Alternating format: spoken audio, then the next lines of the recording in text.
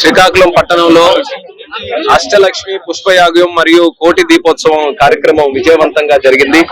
ఈ కార్యక్రమంలో కుటుంబ సమేతంగా ఇందులో పార్టిసిపేట్ చేసి అమ్మవారి తాలూకు ఆశీస్సులు అలాగే విజయ గణపతి తాలూకు ఆశీస్సులు పొందడం చాలా ఆనందంగా భావిస్తున్నాను.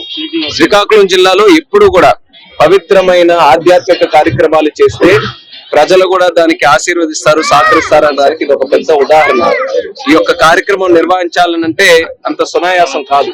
ఎంతో మంది తాలూకా సంకల్పం, ఎంతో మంది తాలూకా కృషి కలిస్తేనే ఇంత పెద్ద మహాయాగం తాలూకా కార్యక్రమం విజయవంతంగా చేసుకోగలం.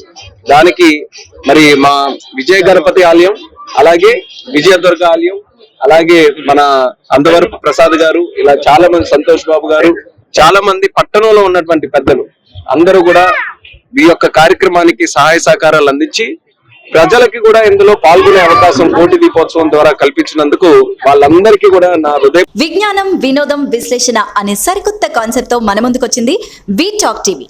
For more updates please subscribe and share V talk TV.